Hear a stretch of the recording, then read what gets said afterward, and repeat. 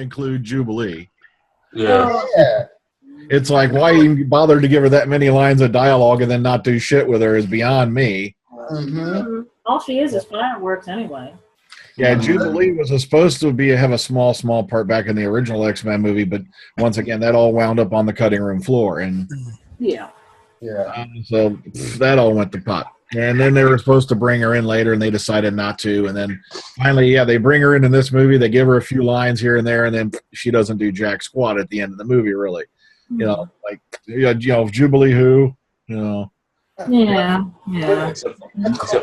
I don't remember her name ever being mentioned in the movie. Yeah, she's running around in there. You can actually I know who she is. I know who the actress is, but I don't remember. I don't remember any characters calling her by her name. Yeah, they never they never even named her, those frickin' bastards. Yes. I thought they did. Yeah, it's plainly her, especially if you were a fan of like the 90s cartoon series and all that, because she's wearing the jacket pretty much. You can tell. Yeah. So you know that's her. But once again, she got left by the wayside. And hello, everybody. Oh. Welcome to the Omega Files. I'm your host, Dr. Freedom, and I guarantee that sometime within the next hour you will not achieve internal peace or enlightenment.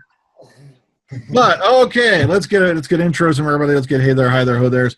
Of course, we're here tonight to talk about X-Men Apocalypse, which in itself you either liked it or you really, really thought it stunk. It was a very kind of divisive movie. It made some money, but let's talk about it, shall we? All right, let's start with AJ. Say hello. Hello from the land of the future. All right, Alex. Hello. Lady Neo. Hello. William. Hey, now, how you doing, everybody?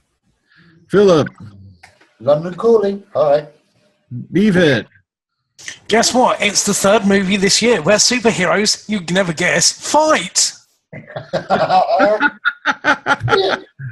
And Ryan. Hello, everyone. Okay, so X-Men Apocalypse, once again, we have superheroes fighting superheroes. We have this big mean guy who looks like a reject from Stargate. And not to mention the fact that, when you saw him, I love how they must have went back in.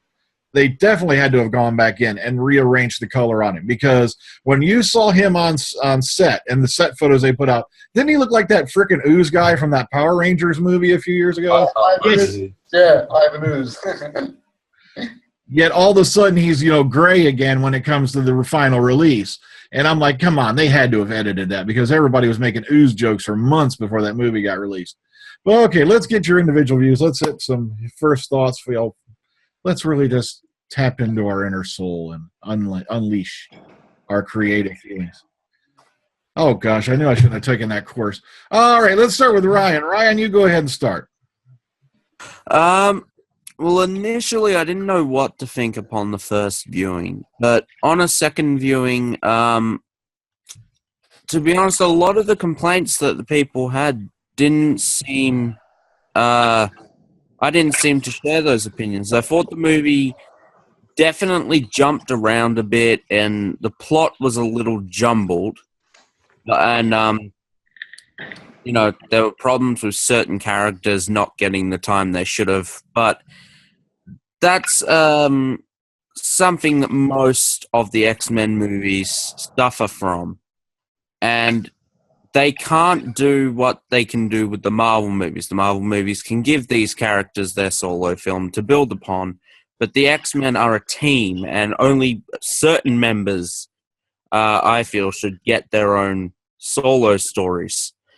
I think the film had a few highlights, but overall, Oscar Isaac did a good job portraying Apocalypse, and Apocalypse got a few good moments in, but ultimately he didn't really amount to anything, and neither did the Horseman. Yeah, that I can agree with you on there, definitely. Oy vey. But yeah, I'm not kidding. I just wish I don't know who's out there. Maybe if you're watching, or someone who knows somebody, could you tell these guys to sell this shit like to HBO or something? Let's get an ongoing series going, and then maybe you can actually develop each of these characters. You know, I'm not kidding. It's just they try to do these ensemble pieces, and you only got so many minutes, and you got to try to cram in all these different characters. And the problem is, sooner or later, somebody gets cheated out. You know, it's just, you know, they can't help it. It's a matter of circumstance. You know, you've only got so much time, you know, before somebody's going to be sitting there in the theater and either going to pee themselves or fall asleep, you know, depending on how good the movie is. Okay, let's move on. Let's jump on to BFAC. Go ahead. Yeah, I would echo to a certain degree what was said there. It takes a long time to get started and to get somewhere, and then what you get at the end doesn't really amount to much. Now, this really isn't a sort of a comic book story adaptation. You've got the characters, and it's sort of hodgepodge together to make a story of it. Individually, I think there are aspects of it that really work, that I really like, I really enjoy. There's some fantastic work being done by the agents of these people who yet again, have been able to show up in a movie, get a paycheck and not say a single word, which, spoilers, guys, Wolverine's in it. If I could say loads of deep and meaningful things about it, but I won't. I'll be completely shallow. There's some really sexy chicks in this, and I'd like to see a lot more of them. But I tell you what, there are some really well cut, well done female characters, and they ain't bad to look at either. So yeah, I'm okay. It's a fluff piece. It is really a fluff piece. There's no great gravitas to it, which you had perhaps more with the last movie. But this is nice. It fits in well. It is a very long watch. The ending is too long. The final conclusion is too long, drags on far too long, in my opinion, without enough spectacle. But there's enough, I think, to fulfill certain things of the comic book nerd in a lot of us who read the comics and say, oh, there's a lot of Easter eggs. I think that's it. It's more of an Easter egg hunt for the fanboys. Okay, next up, let's go to Lady Nia. What's your first thoughts on this one? There we go. I just got finished watching it a couple hours ago, and I think that will be my second time watching it. And I'm still very surprised because I have to go back to First Class. I hated First Class. I despise First Class. I don't even want to talk about First Class. I don't like it that much. Days of Future Past, loved it for another reason because my girl Storm was in it, not the Storm in this one, but the old cast was in it. That's why I really like Days of Future Past. This one, I just said, okay, let me give it a look-see. I'm really surprised by what I saw. From one standpoint, I'm a little peeved because some things are a little different, but I expect them. You expect that, new generation. From another standpoint, I'm surprised at the characters, the actors, and how everything was portrayed. So overall, I'm actually still surprised. I might go watch it again later. Okay, all right. William, you're a comic book guy. Let's hear what you got to say about this one. The funny thing is, like Lady Neal said, after Days of Future Past, we see that we expected this movie, the Apocalypse, to and you can almost say end in a certain way because this is supposedly Bryan Singer's last movie that he's doing, which, in my opinion, I don't think so. It's an easy paycheck for him. I know that he made a mistake. I noticed this with Hugh Jackman said this in one of his interviews that Bryan Singer does not let the actors read the comic books for they can know how the characters are portrayed in the comics, which is a mistake because Hugh Jackman read the comics and that's why you hear him say the word bub to certain people, the way he talks. So he picked it up from the comics. Bryan Singer didn't want to put that in the script. Hugh Jackman had to fight for that. So that because he wanted to do the way the character was in the comics. See, the mistake he did in this movie is, even though it takes place in the 80s, and you're introducing the school, the young generation of the X-Men again, you put in stuff that in a way you shouldn't have done it because it wasn't necessary in the movie. In a way, it was good. Like say the scenes with Magneto and having a new family, and a job that was not bad. But when you go back and rewatch it, you realize it wasn't needed because he really was an angry person with the way you could tell the way he was in the last movie that he wanted the protect the mutants from the government and all that. And then, of course, the way the Storm was portrayed, that she wasn't born with white hair, that when Apocalypse enhanced her power, it came out like that. That's a mistake there. That's not, I mean, a lot of people like the haircut is not bad. You know, she's a teenager, and ladies does whatever they do with her hair. But in the reality, she was born with white hair. They should have stayed with that. Another mistake, I think, we noticed that they make, even though it's funny and the music was cool to hear of the scenes with Quicksilver in the mansion, he doesn't run that. He does not run that fast as the Flash. He can maybe go Mach 2. And if you compare that to the Barry Allen speed, they're very different. So it was a funny scene. It was cool, but they gave him too much power on that. And then we never even find out what happened to Cyclops' brother when he blew up the mansion. You know, whether he died or maybe disappeared somewhere else like that. We don't know what happened to him at all. We don't know nothing. And then what really ticked me off is we saw Days of Future Past know at the end of the movie that Wolverine was taken out of the water. He was wrapped up in cable by Magneto, and then Stryker was Mystique in disguise. So now when you see the scenes with Wolverine, it's Stryker, but it's not Mystique. I said, how is this possible? That makes sense. You're right. That made no. I said that don't make no sense because it was Mystique disguised as Stryker to grab him, but we see Stryker himself go to the mansion, grab some mutants, and it's over there with Wolverine. I said, whoa, somebody forgot the last movie. Because remember, we still following up from the 70s plot. And that was a big plot hole there. And then like Beef said, the Horsemen, they wasn't really portrayed very well. Because they should not use Magneto or Storm as a member of the Horsemen. They could have come up with other mutants. Because remember, Fox had the rights to all the mutants. So they could have easily had one of the Brotherhood of Evil Mutants join Apocalypse like that. And then Cola, we were talking before we started the show that, you know, they were talking about Jubilee, and she wasn't even used. Her name wasn't even mentioned in the movie. I mean, because we also saw the cartoon, we recognized her, and that was almost the same thing with Psylocke. I mean, we knew it was Olivia Munn, and the costume gave herself away. Yeah. But did anybody call her Psylocke? Did anybody call her Betsy? Caliban did call her. Caliban. Yeah. But it was funny, nobody called her Psylocke like that. I was like, wow. But the thing, and I called another nitpick was Quicksilver never bothered telling Magneto that that's his son. But when we saw near the ending that Apocalypse was going to kill him. Yeah. If Magneto would have known that was his son, he would have went all Darth Vader on him and protected his son. You know, that would have been, considering early in the movie they went to see Star Wars in the theater, so that was the weird thing.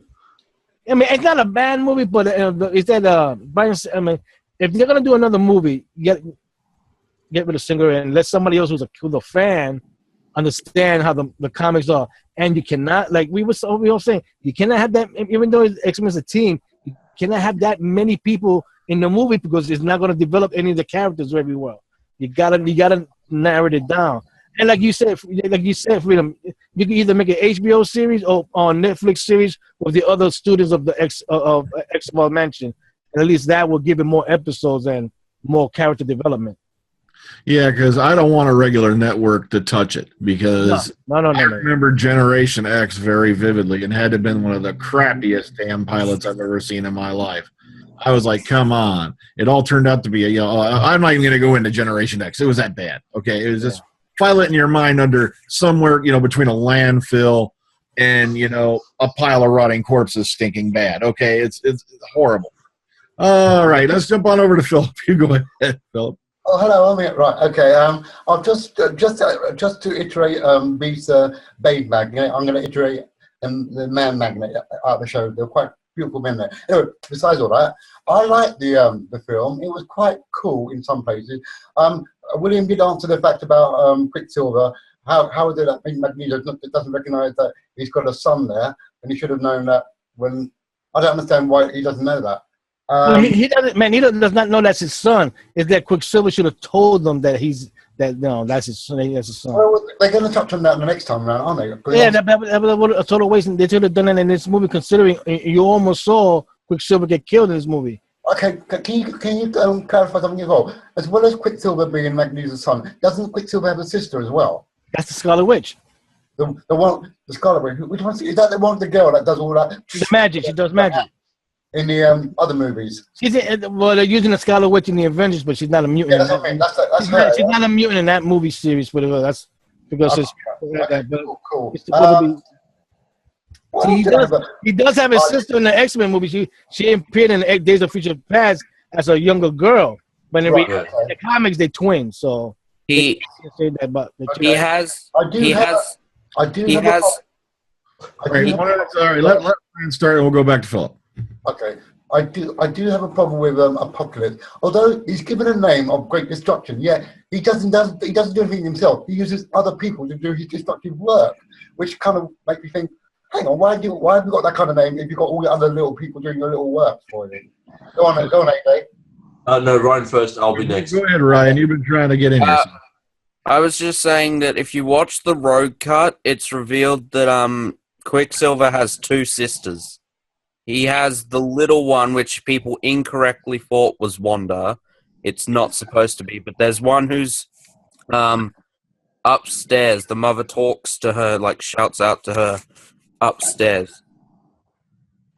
Yeah. But obviously, the deal with Marvel was that I guess they use Scarlet Witch and Fox can use Quicksilver. So, Quicksilver appeared in the Avengers also, but remember they're not mutants in the Avengers series. Yeah, but was quickly killed off as quickly as he came into the thing. So, but remember, even though Magneto in this movie and in the comic, it did happen in the comics.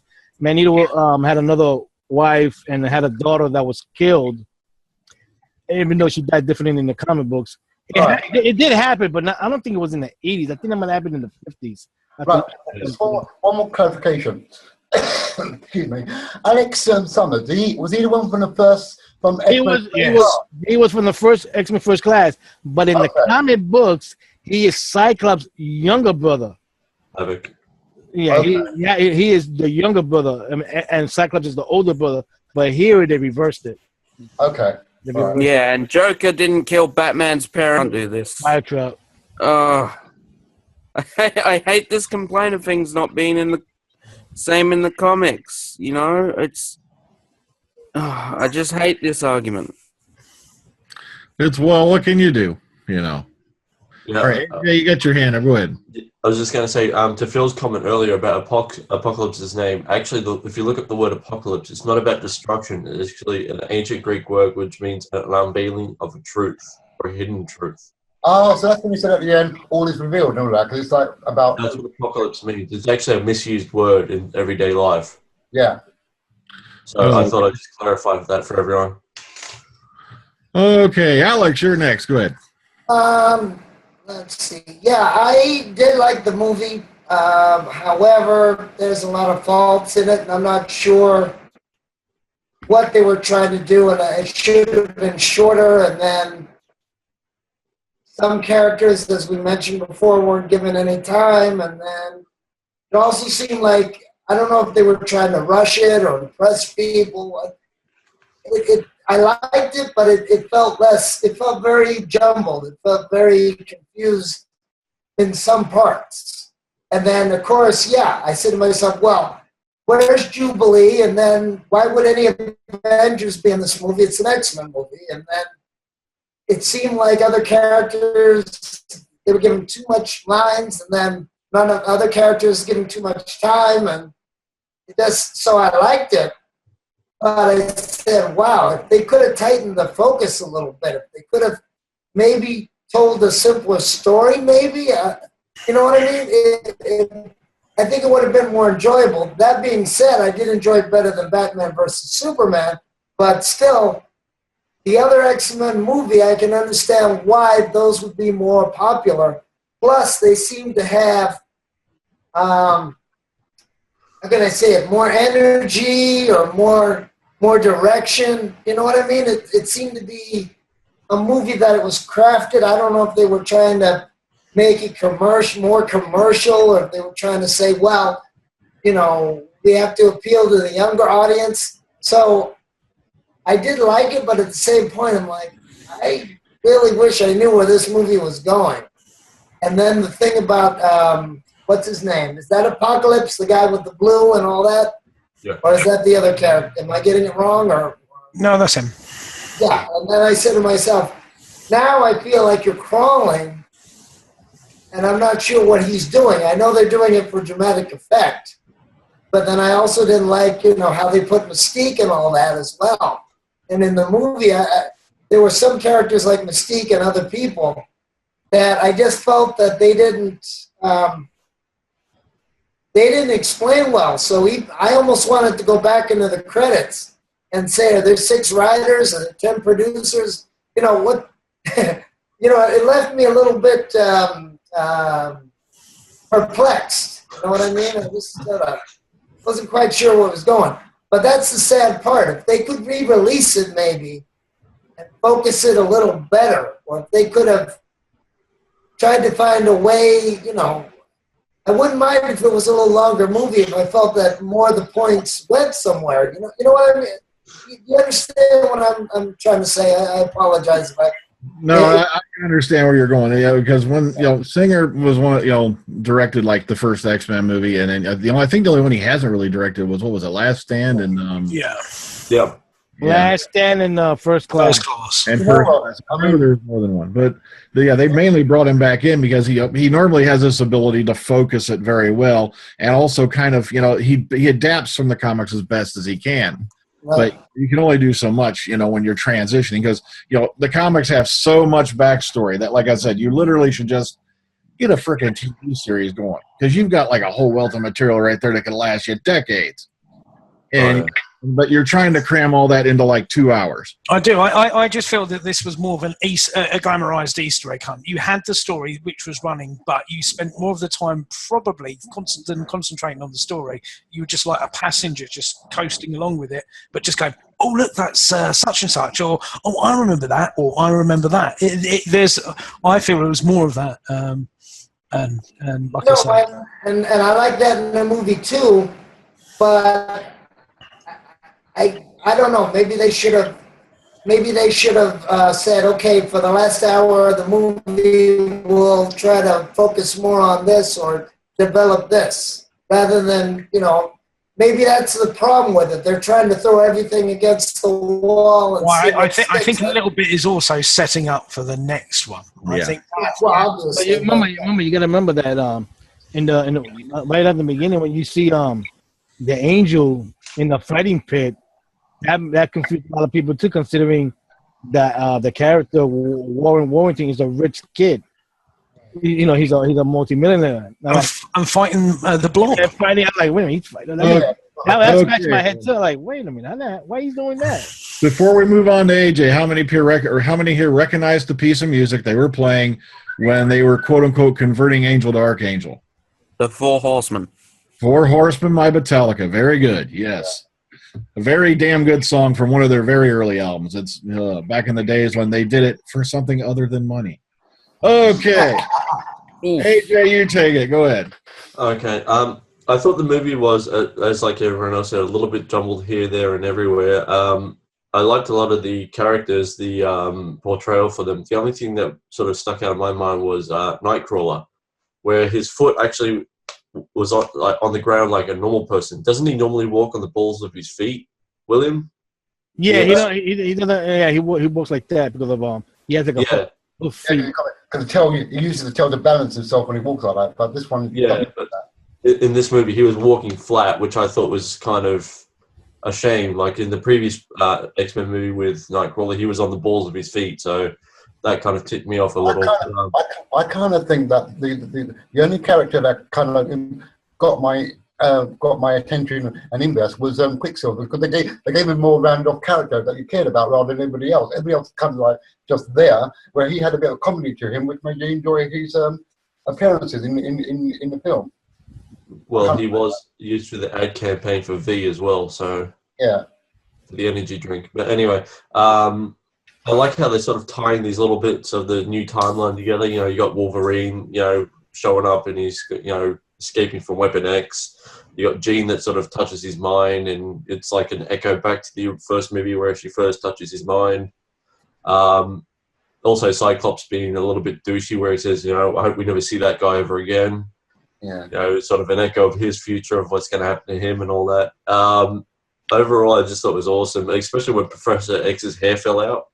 When Apocalypse was trying to transfer into him, you're sort of thinking, well, that's how it happened. I thought he just got a haircut and he asked for all the wrong numbers, you know, shave. So, sorry, go on. No, you're right. Go on. I was going to say, when Jean appears as the Phoenix, I was kind of confused. Well, weren't we already aware that she was a Phoenix? No, that's a mistake, because you understand the Phoenix is a different entity from outer space.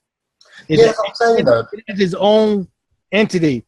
What happened is when Jean was dying, the Phoenix heard her call and merged with her for her to still be alive. Right. That's how she got the Phoenix power. But the thing is, the way they look like in this film is Jean Grey is the Phoenix, which that's not right. All right, Philip. Now I'm just going to confuse the piss out of you. The Phoenix was the guardian of, what was it? The M-Cron crystal. There you go. You got it right. Yeah. And that was what do you call that? All leads to the Shi'ar Empire and all that stuff that they don't want to go into because it would take a shit ton of movie space on its own. You got that right. Trying to dodge around it over and over and over again. And it's like, if you're not going to tell the story, quit trying to plug the damn Phoenix in there. Yeah. You know, Yeah. it's getting sick. Considering the Phoenix saga, when it ended in the comics, it was in outer space. All these characters had to show up. There you go. Guardians of the Galaxy 3 with the X-Men. That's hard because that's a Marvel Fox. It's a joke. I'm joking. It kind of confused because in The Last Stand, the Phoenix materializes then in The Last Stand, and yet in this one, it's like they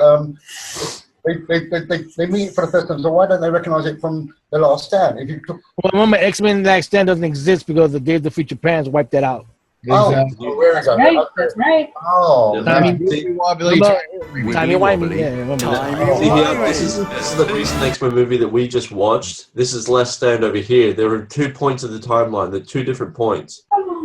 One happened before the other. All right, hang Now- on. Neo was trying to say something. yeah, go on, sorry, yeah. We don't talk about X-Men: The Last Stand. That movie does not exist. What are you talking about? They screwed up Psylocke in that movie, and then they did it better in this one. No, the thing was, Can anyone remember who directed X-Men Last Stand as well? you see, that's Forever, another thing I was about to know. bring up. They should have known, because when they presented the script for Last Stand to Bryan Singer, he went and walked out and said, "I'm not directing that piece of shit." Now, I think that was a quote. Well, he didn't want to direct it because he jumped to do the Superman. Yeah, the thing was, they did offer him X3, and he flat out walked out on him. He said, it's a piece of crap. You killed Scott Summers, you killed Professor X, and by the end of the movie, you killed frickin' Jean Grey. And you killed, Scott Summers and Professor X are dead within the first 30 minutes of the movie. And it's all needless bullcrap. And it's like, oh, wait a minute, you're telling me the Phoenix just pops up? And that's why I'm shocked Singer even brought her up again here, because he didn't like the fact they skipped around all that stuff just to put her in the movie either. That, I'm sorry, but it was just an alternate personality that Jean had. Blah, blah. You're telling me Sybil can basically wipe out planet Earth, okay, if she's in a bad mood. But, okay, all right, let's start with, I'm going to throw some things out there and we'll start talking about them. All right. All right. Whoever wants to hop on this first. Okay, Sansa Stark is Jean Grey. What do you think?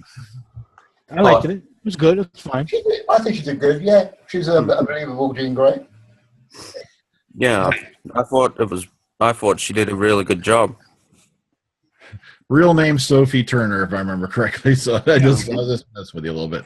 Yeah, okay. She's a good Jean Grey. I'm actually surprised. I always thought that other girl was a good Jean Grey. I think it's a very clever bit of casting, to be honest with you, because you're taking someone who's already existing and popular, and from her career-wise, this is probably a very good move for her, to be honest with you, because it's easy for her to move sideways, I think, from this than something like Game of Thrones, where you're already long established in something like that. You've seen Kit Harington do that god awful, what was it, Pompeii movie or something like that? I don't think anyone actually watched. And he's probably going to struggle to get something that's going to be outside of that sphere. So she's doing a clever move now. Yeah, I think she was solid in it. There was nothing outstanding about it, but I think it was solid. You know, she didn't do anything wrong. No, for me anyway. And she's a very attractive young lady. Yeah, she gave a really good performance. I got to say that. I really enjoyed her in the movie. Famke Janssen, having previously portrayed Jean Grey in the other movies. Yeah, that's it. I can't complain, really. She was really, really good in it. Okay, next up. Okay, well, like I said, how many people here, when you saw the beginning of this movie, were thinking, oh, my God, it's Stargate? Oh, yeah. I'm like, wow. Yes. Especially with the music. You're right. That's the first thing that popped into my head when I watched it. I'm like, oh, my God. All I could think about was the god-awful Ivan Ooze jokes, but it doesn't help that part of the backstory is pretty much Ivan Ooze. Ivan Ooze was locked away for however many years, and then comes back and, all of that stuff. And, it definitely did not help with the Ivan Ooze comparisons. It was also a lot of style over substance, to be honest with you. Oh, wow, we're going to release a giant rock and we're going to, let's see things from the view of the big stone crashing through the pyramid. I half expected it. It reminded me a little bit, of Stargate, but also the sort of Family Guy type thing where they're doing the Star Wars parody. Everyone's sort of giving them the signal and everything like that, the hand flicks and everything like that. It's sort of... Oh, yeah.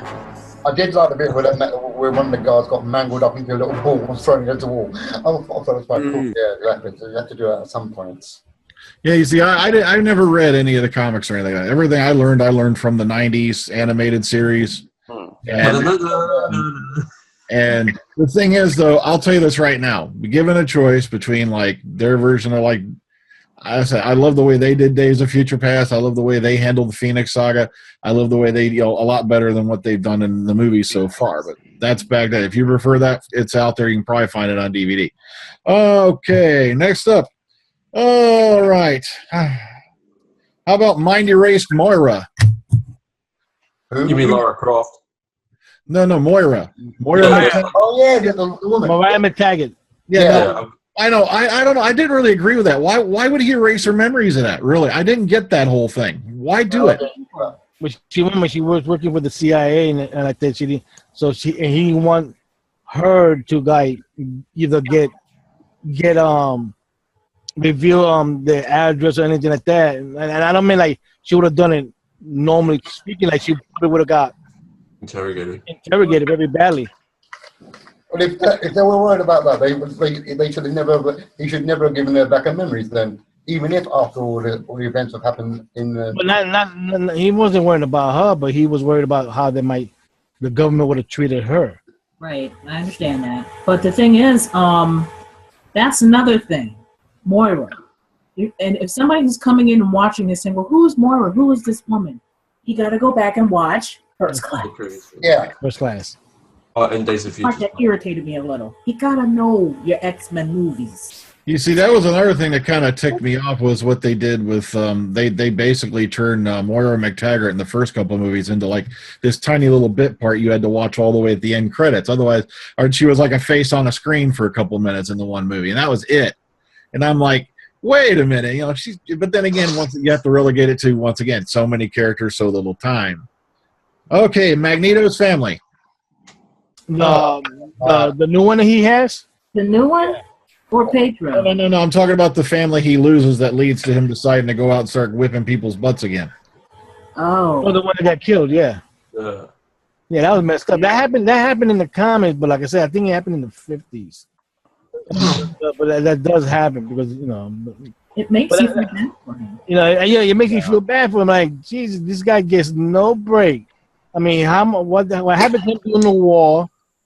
He see what's going on to his own kind by the government, especially after days first class, because even though they don't show, some of the members that left with him got captured by the government and killed.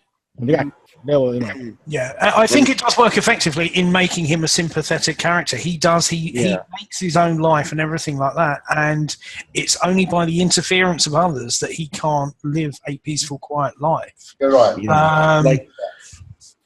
I like the fact that his wife's called Magda. That's a nice touch. I thought at one point, didn't he call his daughter Luna? It sounded like at one point. I don't know whether it's when they were split, but she was called Nina. I think it was Nina. I think her name was Nina.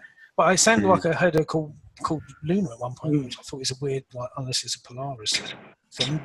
But, Luna is in the comics is Quicksilver and Crystal's daughter's name. Oh, that's it. Yeah. But it's sort of, I did like it because the thing is, you got the idea that he had formed these friendships with all the people in the village and everything like that. He'd been round to their houses, that everything like that. That he cared, and there were just like normal conversations with the guys in the factory.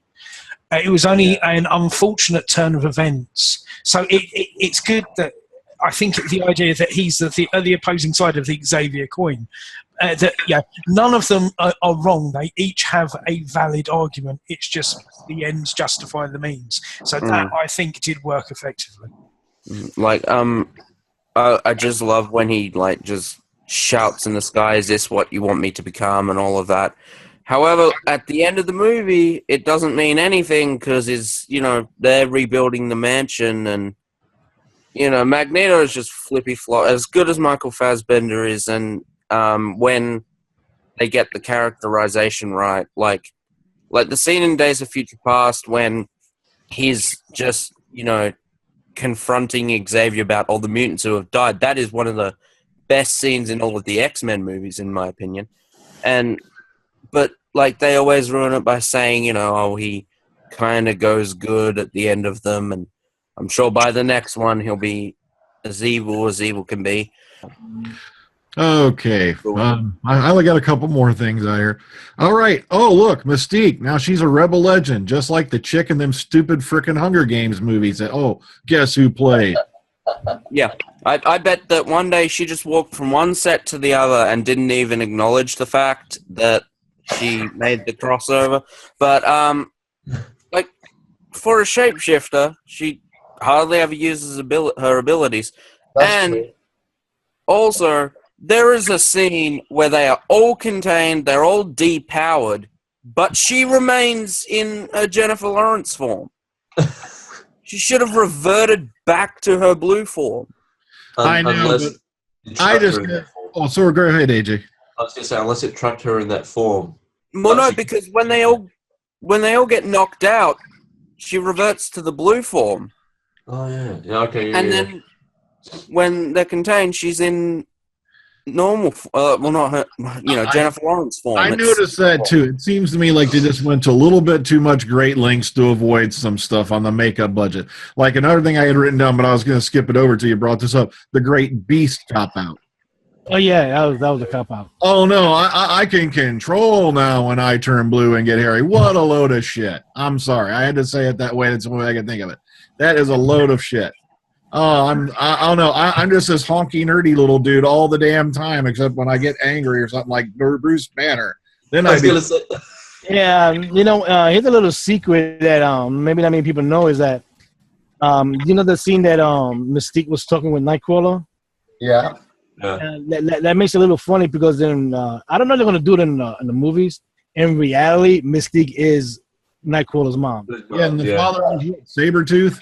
No. Remember that teleporter from X-Men First Class? Oh yeah, Azrael. Yeah, that's his dad. Remember, he also had a tail and he could teleport like the way Nightcrawler does. Yeah, no, that makes sense. Okay. Oh. Yeah. So yeah, we know what kind of dude that she really fancied. All right. And the last thing I want to throw in, before we go ahead and go to rate it, Wolverine, really necessary? No. Didn't need it. I agree. I know we didn't need him, but you know. But what? He's already got another Wolverine movie coming out, so he didn't need to appear here. They could have done somebody else here. It's a Force Awakens thing, you know what I mean? Yeah.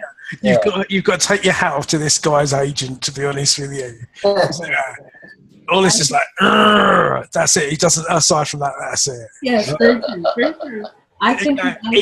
Look, I tell you what, I was hoping that you would see some element of Weapon X and of a stylistically type of view. They didn't cover the face because you have to see him to recognise him, I would assume. But yeah, it looked good in regards to a nod to the comics. True, very true with that. I just think, like I said, eye candy for the girls, eye candy for me. Hello.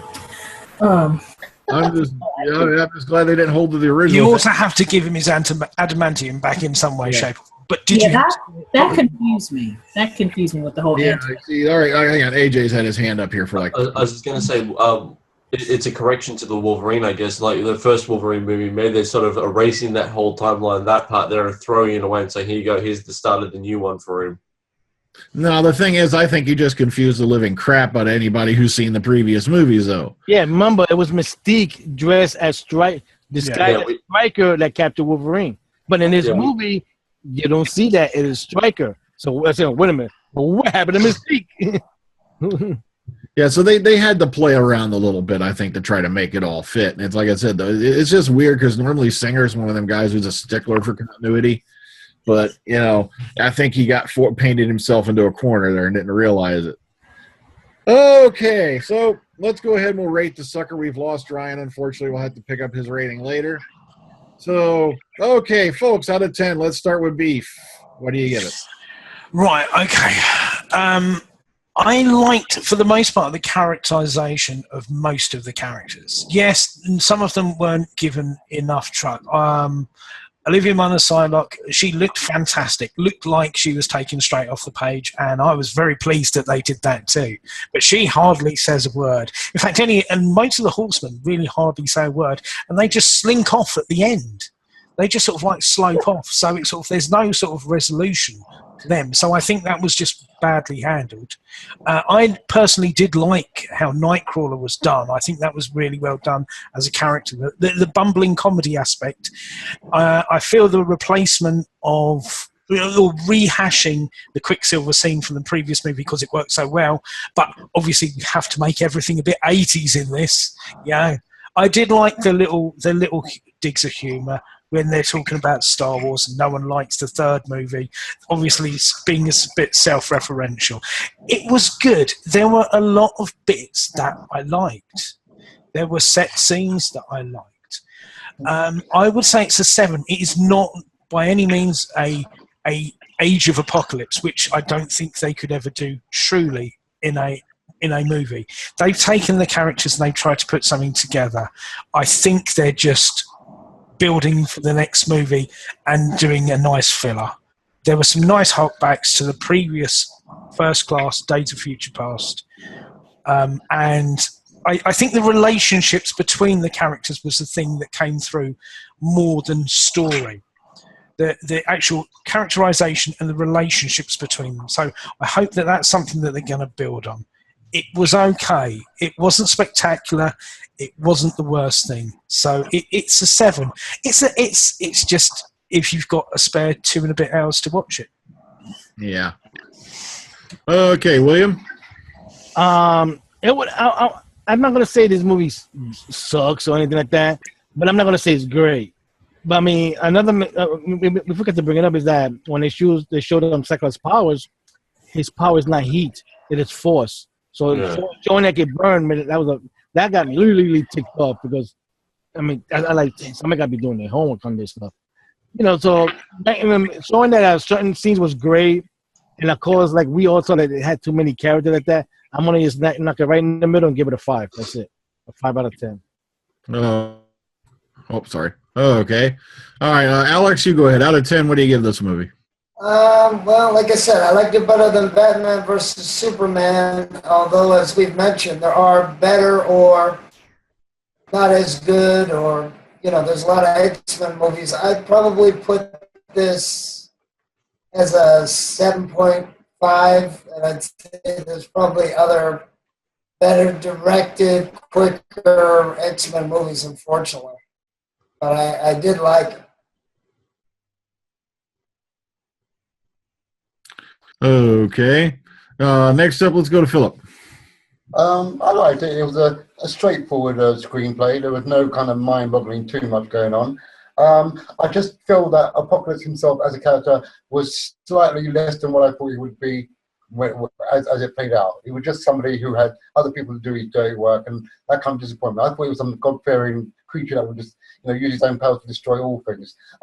And as B says, the characterization of the players in the movie was quite nicely put together. Everybody bounced off very well with each other. It's a nice 2.5 hours or 2 hours of movie. I'd watch it again over and over. So I'd love to give it an 8.5 out of 10. Okay. All right. You go ahead, AJ.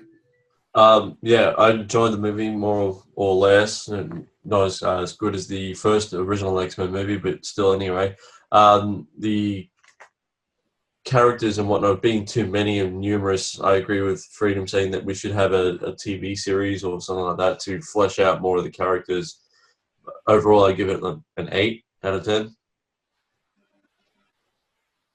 All right. Okay, myself. Well, hopefully he's trying to get back on. Like I say, I kind of agree with Beef here. It was an okay movie. Yeah, sure, they threw a bunch of characters in it. And there were a lot of great individual performances. I really loved. What's his name? Chris Evans plays Quicksilver. Yeah. Loved him as Quicksilver again. He's got a way of just capturing that. Evan Peters. Evan Peters. I always mix him up. I get the Evan mixed up. I keep thinking Chris Evans. And then I was like, wait a minute, that's Captain America. What the hell? I knew. Thank you, B. I've been wanting to know who that was. I couldn't recognize him properly. Sorry. Okay, let's get you in there, Neil. Go ahead. She's crying. I could have swore I called her. Sorry. I'm not crying. It's hot. That's what it is. Sorry. What am I doing? Brain. Okay, I'm back to normal. X-Men Days. No. Apocalypse. Thank you.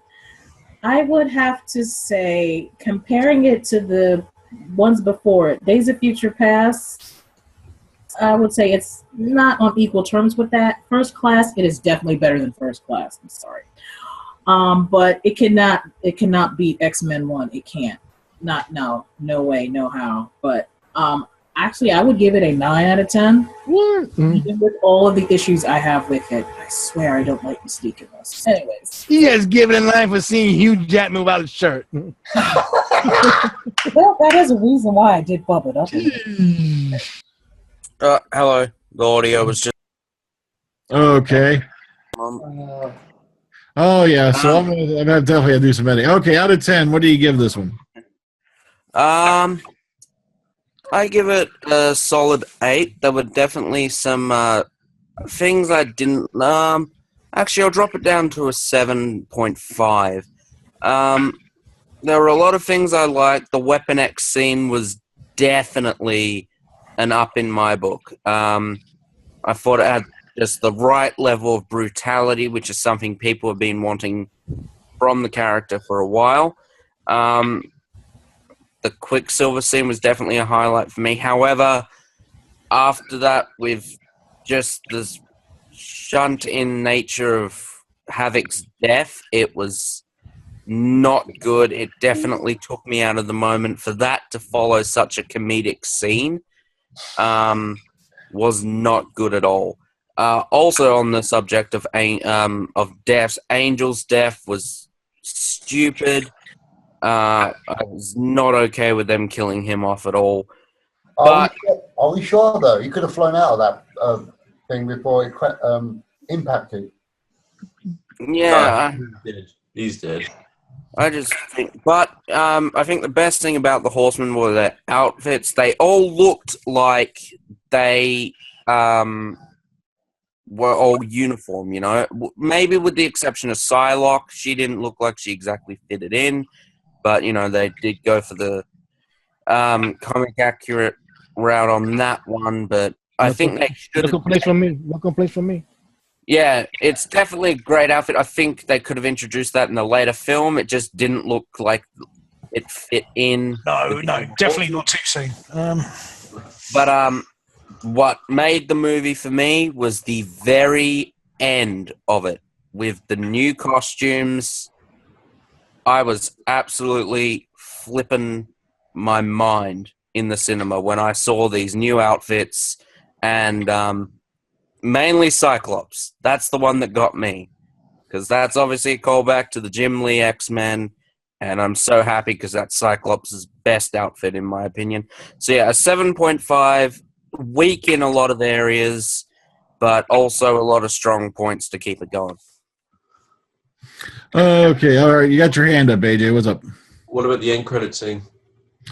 That's is it referencing that maybe the next movie will have Mr. Sinister. Yeah. That what was it? The name of the company and all that was supposed to be Mr. Sinister's. Yeah, S's. Yeah. Okay. Well, folks, we've had another enjoyable time, and in 2 weeks' time. Now, the reason why I'm calling 2 weeks is a very good reason. 4th of July. Because your homework assignment for the next coming is 2 weeks twofold.